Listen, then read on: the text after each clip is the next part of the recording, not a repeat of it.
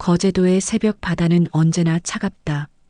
74세 남복순 할머니는 창문을 열고 바다 냄새를 깊이 들이마셨다.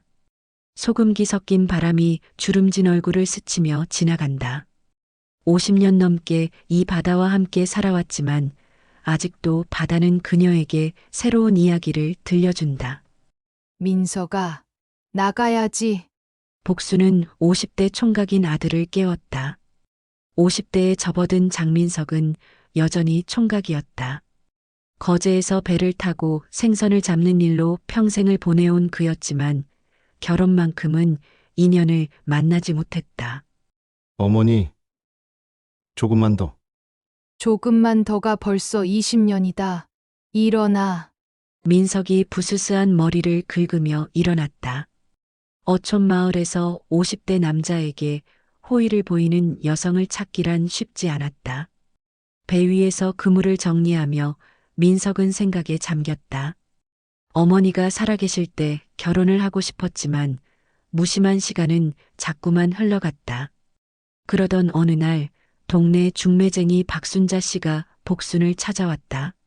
복순 언니, 좋은 이야기가 있어요. 또 무슨 이야기?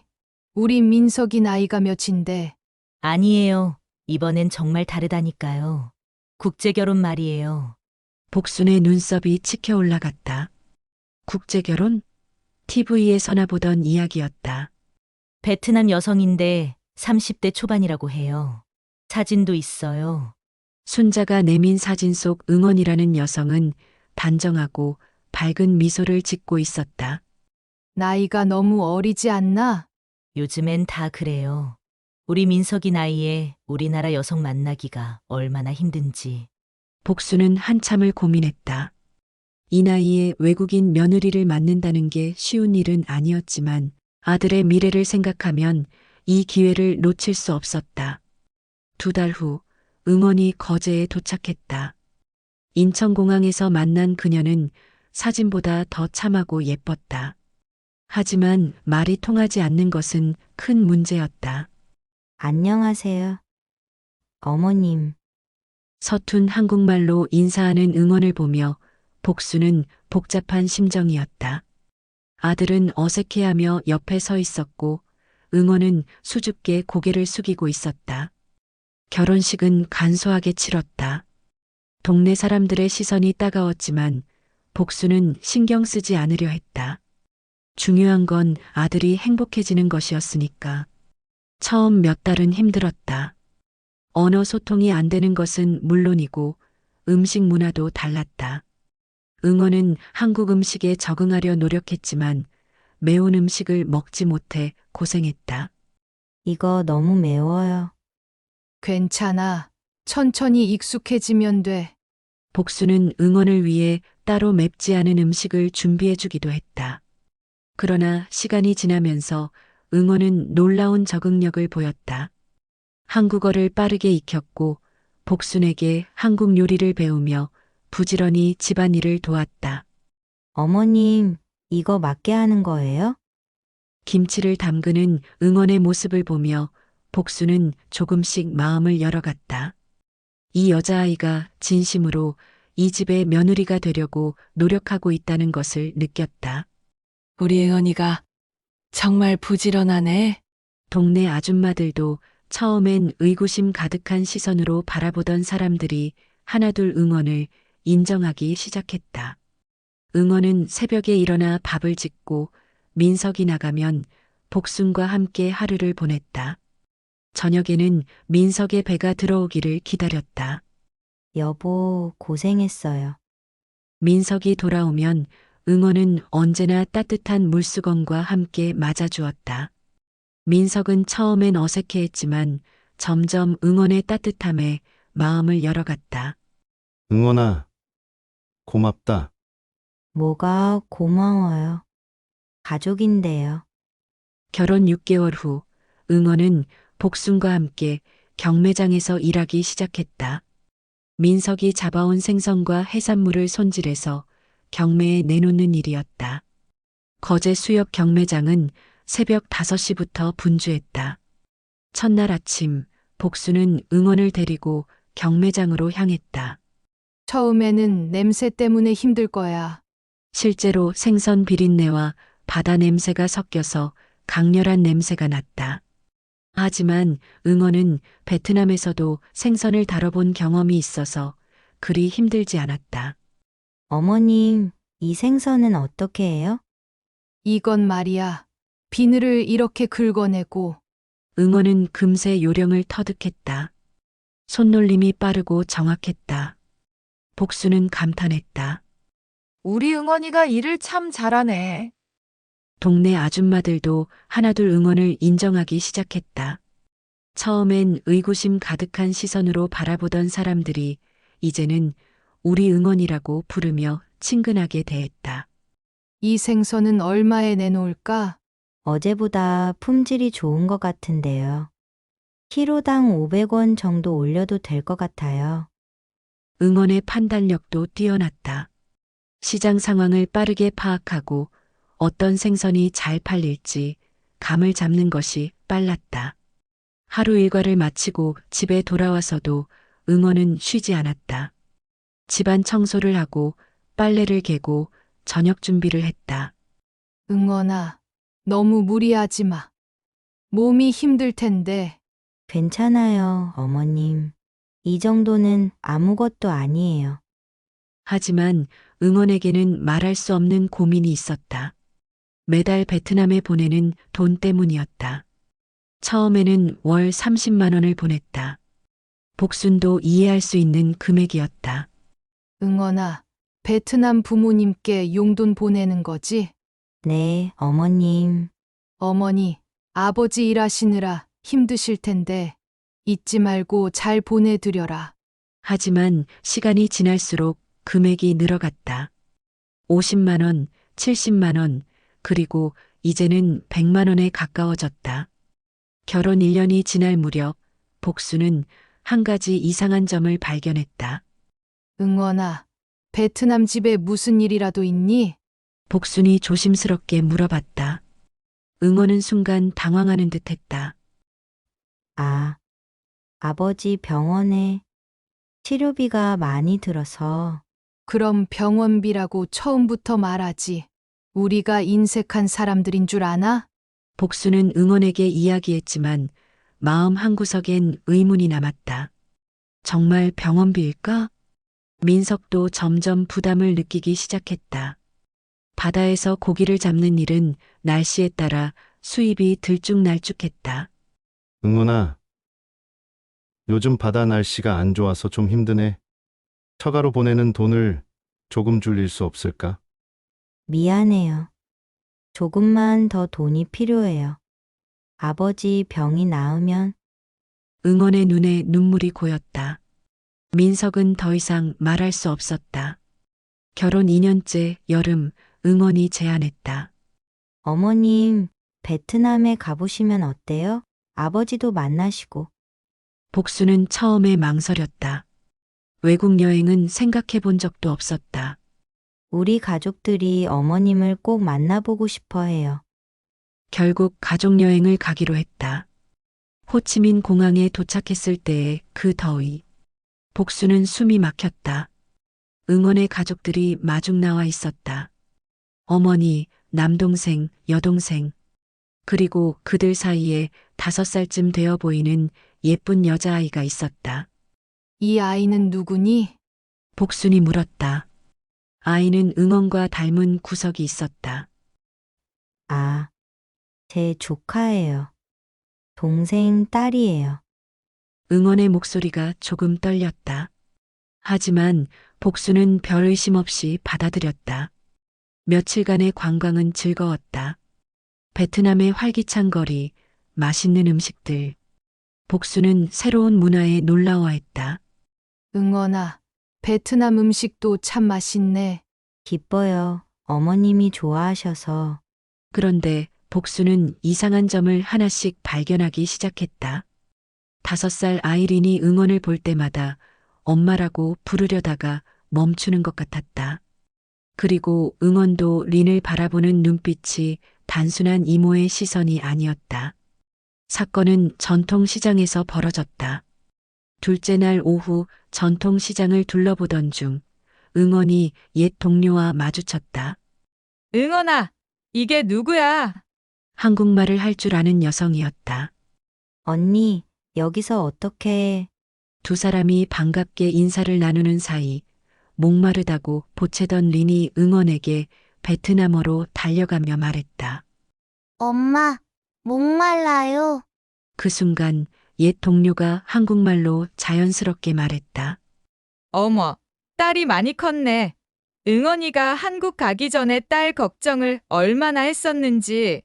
공기가 얼어붙었다. 복순과 민석의 얼굴이 새하얘졌다. 뭐라고? 복순의 목소리가 떨렸다. 응원은 필사적으로 손짓했지만 이미 늦었다. 조카라고 했잖아. 복순의 목소리가 시장에 울려 퍼졌다. 응원의 어머니가 베트남어로 뭔가 말했고 응원은 점점 작아졌다. 민석도 상황을 눈치챘다. 응원아, 너가 설명해봐. 긴 침묵이 흘렀다. 시장의 소음만이 그들을 둘러싸고 있었다. 어머니, 죄송해요.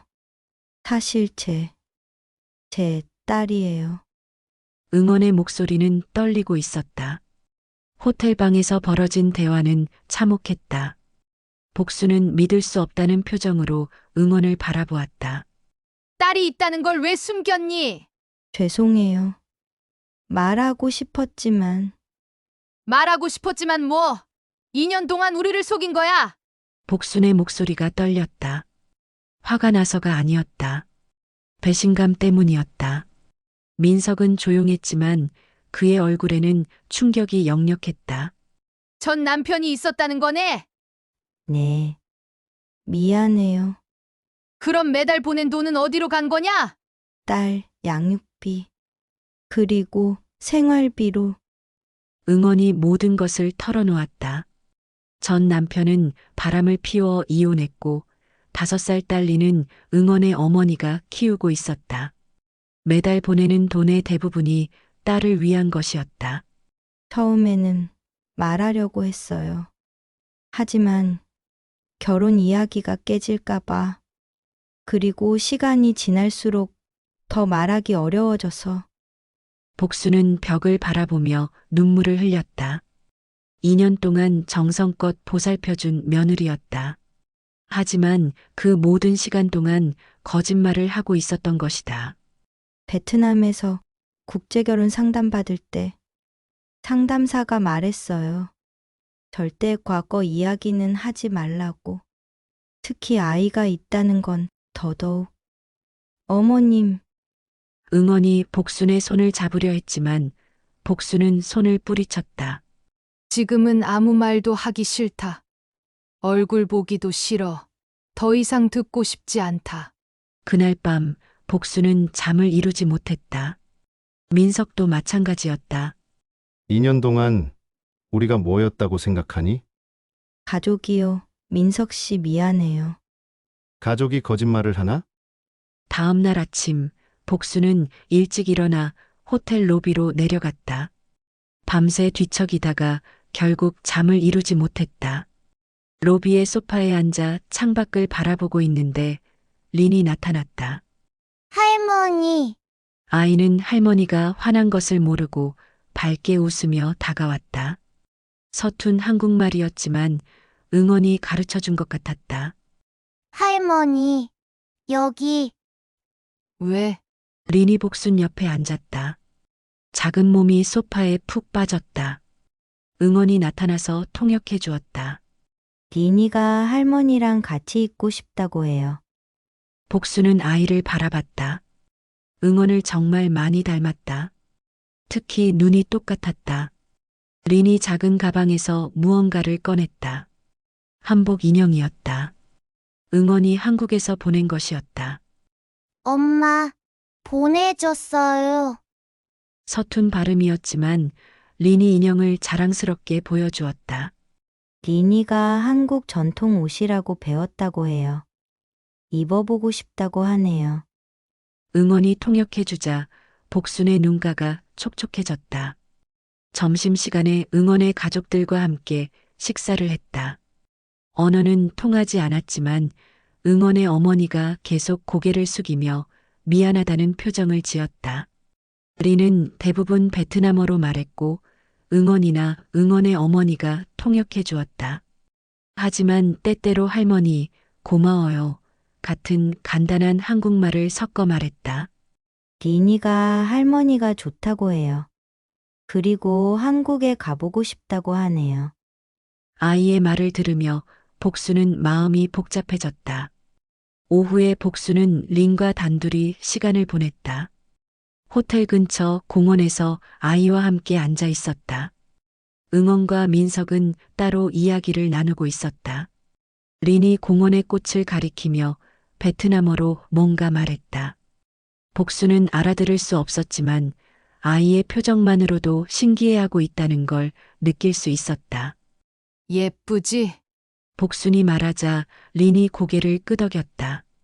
예뻐요라고 서툰 한국말로 따라했다. 아이가 낡은 핸드폰을 꺼냈다. 응원과 함께 찍은 사진들이 있었다. 한국에 가기 전 사진들이었다. 린이 사진 속 응원을 가리키며 엄마라고 말했다. 그 작은 목소리에 그리움이 담겨 있었다. 복수는 아이의 표정만 봐도 알 수 있었다. 엄마가 그립다는 것을. 저녁에 응원이 조심스럽게 복순을 찾아왔다. 어머님, 들어가도 될까요? 복수는 대답하지 않았지만 문을 열어주었다. 응원은 바닥에 무릎을 꿇고 앉았다. 정말 죄송해요. 변명하지 않겠어요. 복수는 여전히 말이 없었다. 하지만 한 가지만은 말씀드리고 싶어요. 어머님을 속인 것은 정말 잘못이었어요. 하지만 어머님을 사랑하는 마음은 진짜예요. 복수는 여전히 외면했다. 2년 동안 어머님이 저에게 해주신 모든 게 너무 고마웠어요. 제 친어머니보다도 더 잘해주셨어요. 그만해! 복순이 소리쳤다. 그런 말로 내 마음을 돌리려고 하지 마! 아니에요. 정말이에요. 응원이 눈물을 흘리며 말했다. 리니를 두고 한국에 올 때 정말 마음이 찢어지는 것 같았어요. 복순이 돌아서서 응원을 똑바로 바라봤다. 그럼 왜 말을 안 했어? 처음부터 솔직하게 말했으면 이해했을 수도 있잖아? 무서웠어요. 한국 남자들이 이혼한 여자를 싫어한다고 들었어요. 더군다나 아이까지 있으면. 다음 날 복수는 민석과 긴 대화를 나눴다. 어떻게 생각하니? 잘 모르겠어요. 화가 나는 것도 맞고. 그런데 응원이가 우리한테 잘해준 것도 사실이고. 민석의 솔직한 대답이었다. 그 애가 왜 말을 못했을까? 무서웠겠죠? 결혼이 깨질까봐. 복수는 고개를 끄덕였다. 응원의 입장에서 생각해보니 이해가 되지 않는 것도 아니었다. 어머니도 젊었을 때 실수 있으셨잖아요. 그거랑 같니? 이건 실수라고 하기엔. 어머니, 응원이가 2년 동안 우리한테 어떻게 했는지 생각해 보세요. 새벽부터 밤늦게까지. 어머니 아프실 때도.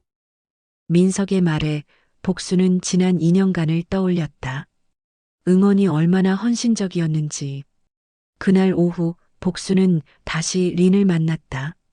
아이가 크레용으로 그린 그림을 보여주었다.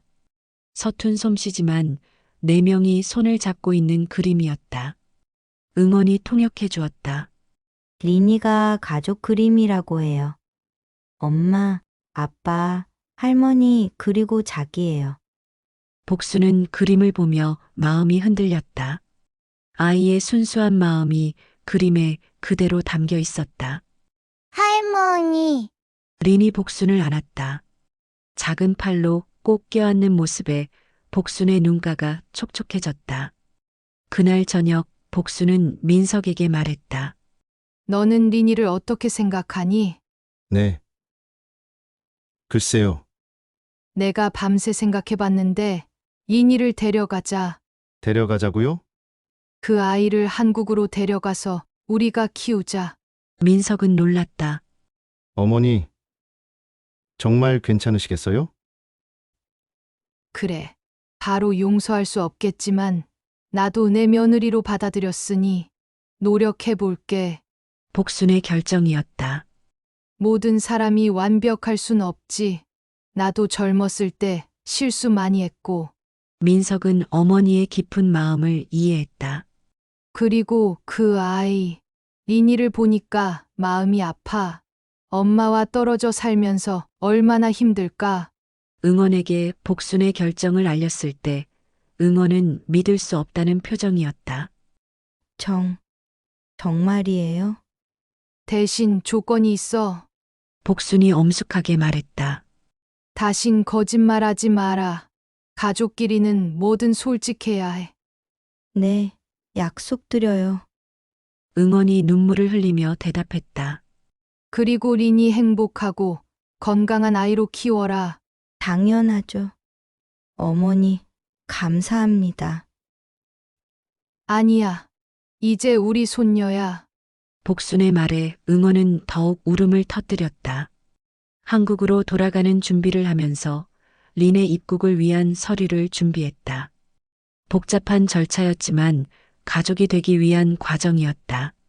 한 달 후 린이 거제에 도착했다. 처음 보는 한국이 신기한 듯 눈을 크게 뜨고 주변을 둘러보았다. 우와, 린이 바다를 보고 베트남어로 소리쳤다. 베트남에서도 바다를 본 적이 있었지만 거제의 바다는 또 달랐다. 리나, 이제 여기가 우리 집이야. 복순이 린의 손을 잡고 말했다. 응원이 통역해주자 린이 환하게 웃었다. 집, 린이 한국말로 따라했다. 동네 사람들의 반응은 다양했다. 처음엔 수군거리는 시선들이 있었지만 린의 밝고 예쁜 모습에 곧 마음을 열었다. 저 애 참 예쁘네. 한국말도 조금씩 하고 린은 금세 동네 아이들과 친해졌다. 언어는 통하지 않았지만 아이들끼리는 놀이로 소통했다. 응원이 한국어를 배운 것처럼 린도 빠르게 적응해 갔다. 매일 복순과 함께 시장에 가고 동네를 돌아다니며 한국어를 익혔다. 그러던 중 큰 사건이 벌어졌다. 복순이 갑자기 부엌에서 쓰러진 것이다. 할머니, 린이 가장 먼저 의식을 잃은 복순을 발견했다. 엄마, 할머니가 응원이 급히 달려와 119에 신고했다. 어머님, 어머님! 응원이 복순을 흔들며 불렀지만 반응이 없었다. 병원으로 급히 이송된 복순. 의사의 진단은 뇌졸중이었다. 다행히 빨리 발견해서 큰 문제는 없을 것 같습니다. 하지만 재활 치료가 필요해요. 민석과 응원, 린이 모두 안도의 한숨을 쉬었다. 복순이 깨어났을 때 제일 먼저 본 사람은 응원이었다. 밤새 간병을 한 응원의 얼굴은 지쳐 있었다. 어머님, 정신 차리셨어요? 응원의 목소리에 안도감이 섞여 있었다. 응. 응원아, 네, 어머님. 저예요. 복순이 응원의 손을 약하게 잡았다. 그 순간 복순은 깨달았다. 자신이 쓰러졌을 때 가장 먼저 달려온 사람이 응원이었다는 것을. 고마워. 어머님, 아프시면 안 돼요. 정말 무서웠어요. 응원이 눈물을 흘렸다. 그 눈물이 진짜라는 걸 복순도 느꼈다. 복순의 재활치료 기간 동안 응원은 헌신적으로 간병했다. 병원에서 집까지, 린 돌보기부터 민석 챙기기까지 모든 걸 혼자 해냈다. 너무 무리하지 마. 민석이 걱정스럽게 말했다. 괜찮아요. 어머님이 빨리 나으시는 게 중요해요. 응원의 성심성의를 보며 복순의 마음도 조금씩 누그러졌다. 응원아, 베트남에 보내는 돈 줄였다며? 네. 제 어머니도 이해해 주셨어요. 그래. 이제 여기서 우리 열심히 살자. 복순의 말에 응원이 고개를 끄덕였다. 복순이 완전히 회복된 후 가족 모두가 모여 앉았다. 우리 이제 진짜 가족처럼 살아보자. 복순이 먼저 말을 꺼냈다. 응원아, 내가 사실 너를 받아들이기가 좀 힘들었어. 그런데 지금은 너가 내 며느리가 된 게 나한테 큰 축복이야. 아니에요, 어머님. 제가 더 감사해요. 복순이 응원의 손을 잡았다. 이번에는 진심이 담겨 있었다. 민석도 웃으며 말했다. 이제야 진짜 가족 같네. 린도 손뼉을 치며 좋아했다. 하지만 순탄하기만 할 줄 알았던 그들의 일상은 린이 온 지 1년이 되던 해 무너졌다. 태풍이 거제를 강타한 것이다. 민석의 배는 심하게 망가져 있었다. 이걸 어쩌나. 민석이 망연자실한 표정으로 부서진 배를 바라보았다. 수리비만 수천만 원이 들 것 같았다. 걱정하지 마세요. 우리가 함께 해결해요. 응원이 민석의 손을 잡았다. 돈이 문제야. 보험으로는 턱없이 부족하고. 그때 복순이 나섰다. 내가 모아둔 돈이 있어. 그걸로 배를 고치자. 어머니, 그럴 수는 없어요. 가족인데 뭐가 그럴 수 없어. 돈은 벌면 되지만 가족을 잃으면 다시 만들 수 없어. 결국 가족 모두가 힘을 합쳐 배를 수리했다. 응원은 경매장에서 더 열심히 일했고 복수는 동네 일거리를 찾아 나섰다. 린도 자기 나름대로 도왔다. 할머니가 일할 때 조용히 옆에 앉아 있거나 간단한 심부름을 했다. 할머니, 나도 도와요. 서툰 한국말로 도우겠다고 하는 린을 보며 복수는 뭉클했다. 3개월 후 배는 깨끗하게 수리되었다. 첫 출항하는 날 온 가족이 포구에 나와 배웅했다. 아빠, 조심해요. 린이 한국말로 민석에게 인사했다. 민석은 감동받았다. 오빠, 조심해서 가세요. 민석아, 무리하지 말고. 가족들의 응원을 받으며 민석이 바다로 나갔다. 마음이 든든했다. 그날 저녁 민석은 생선을 가득 싣고 돌아왔다. 대박이었어. 이렇게 많이 잡은 건 처음이야. 배에는 온갖 생선들이 가득했다. 가족들이 힘을 합쳐 고난을 극복한 후에 첫 수확이었다. 6개월 후 응원이 임신 소식을 알렸다. 정말이니? 복순이 놀라며 물었다. 네, 병원에서 확인했어요. 가족 모두가 기뻤다. 특히 린이 가장 신났다. 응원의 배를 쓰다듬으며 환하게 웃었다. 내 동생이야. 복수는 감개무량했다. 아들의 늦은 결혼이 걱정이었는데 이제는 완전한 가족이 되어가고 있었다. 9개월 후 응원이 건강한 아들을 낳았다. 이름을 뭘로 지을까? 민석이 물었다. 바다에서 태어난 아이니까 바다와 관련된 이름이 좋겠어. 복순이 제안했다. 혜준이 어때요? 응원이 말했다. 바다처럼 마음이 넓고 준수한 사람이 되라고. 모두가 동의했다. 혜준이라는 이름이 마음에 들었다. 린은 동생이 생긴 것이 너무 기뻤다. 이제 한국말이 많이 늘어서 의사소통에 큰 문제가 없었다. 혜준아, 누나가 있어. 누나가 많이 사랑해줄게. 7살 린이 갓난아기를 보며 하는 말에 모든 어른들이 웃음을 터뜨렸다. 복수는 손자를 안으며 눈물을 흘렸다. 76세에 처음 보는 손자였다. 고맙다. 응원아, 우리 집에 복을 가져다줘서. 어머님, 이제 또 한 명의 가족이 생겼으니 잘 살아보자. 복순의 말에 응원도 눈물을 흘렸다. 혜준이가 태어난 후 1년 이 집에는 웃음소리가 끊이지 않았다. 린은 초등학교에 입학했고 혜준이는 첫걸음을 뗐다. 할머니, 혜준이라 걸어요. 린이 신나게 소리쳤다. 복순이 달려와 보니 혜준이가 비틀비틀 걸어오고 있었다. 우리 혜준이 참 잘한다. 복순이 손자를 안아 올렸다. 78세에 보는 손자의 첫걸음이었다. 어느 날 복순이 응원에게 말했다. 응원아, 베트남 어머니께도 가끔 안부 전해드려. 어머님, 그분도 딸 보고 싶으실 거야.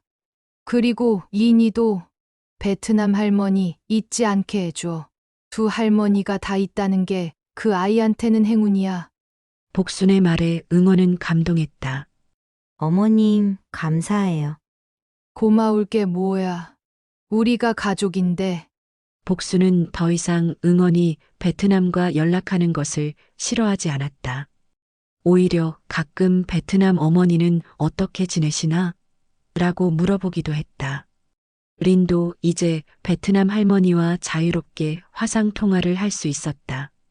한국 할머니가 옆에서 함께 인사하기도 했다. 몇 년이 흘렀다. 린은 초등학교 3학년이 되었고 혜준이는 3살이 되어 제법 말을 잘했다. 복수는 80세가 되었지만 여전히 정정하게 손자 손녀를 돌보고 있다. 무엇보다 가족 간의 사랑이 깊어졌다. 처음의 오해와 갈등은 이제 옛 이야기가 되었다. 어느 일요일 오후 온 가족이 바닷가에 나왔다. 5월의 거제 바다는 따뜻했다. 복수는 벤치에 앉아 바다를 바라보고 민석과 응원은 모래성을 쌓고 있는 아이들을 지켜보고 있었다. 할머니, 이것 봐요. 린이 만든 모래성을 자랑했다. 우와, 우리 린이 솜씨가 대단하네. 복순이 박수를 쳤다. 혜준아, 너도 만들어봐. 누나가 도와줘. 3살 혜준이가 형편없는 모래덩어리를 만들자 린이 옆에서 도와줬다. 이렇게 하는 거야. 바닷바람이 살랑살랑 불어왔다. 80세의 복순에게 이보다 행복한 순간은 없었다. 응원도 둘째를 낳은 후 더욱 행복해 보였다. 한국에 온 지 5년. 처음엔 모든 게 낯설고 어려웠지만 이제는 진짜 가족이 되었다. 민석은 아내와 아이들, 그리고 어머니를 바라보며 가슴이 뿌듯했다. 53세에 시작한 결혼 생활이 이렇게 행복할 줄 몰랐다. 아빠, 저희랑 같이 놀아요. 린이 민석을 부르자 그도 모래 위에 앉아서 아이들과 함께 모래성을 쌓기 시작했다. 우리 가족 모래성을 만들어 보자. 가족 모래성? 응. 할머니 집, 엄마 아빠 집, 린이 집, 혜준이 집. 그럼 베트남 할머니 집도 만들어야 해요. 린의 말에 잠깐 정적이 흘렀다. 복순이 말했다. 그래, 베트남 할머니 집도 만들자. 우리 가족이니까. 응원이 복순을 감동스럽게 바라봤다. 정말이에요? 그럼 린이한테는 할머니가 둘이나 있잖아. 얼마나 행복해? 그들은 모래성을 만들면서 웃고 떠들었다. 거제의 바다는 오늘도 그들을 지켜보며 파도를 보내고 있다. 그 파도 소리 속에는 사랑의 노래가 담겨 있다. 핏줄을 넘어선 진정한 가족의 노래가. 복순이 응원에게 자주 하는 말이 있다. 사랑은 바다 같은 거야. 깊고 넓어서 모든 걸 품을 수 있어. 그 말처럼 그들의 사랑도 바다처럼 깊고 넓었다. 그래서 어떤 시련이 와도 이겨낼 수 있었다. 거제의 바다가 영원하듯 그들의 사랑도 영원할 것이다.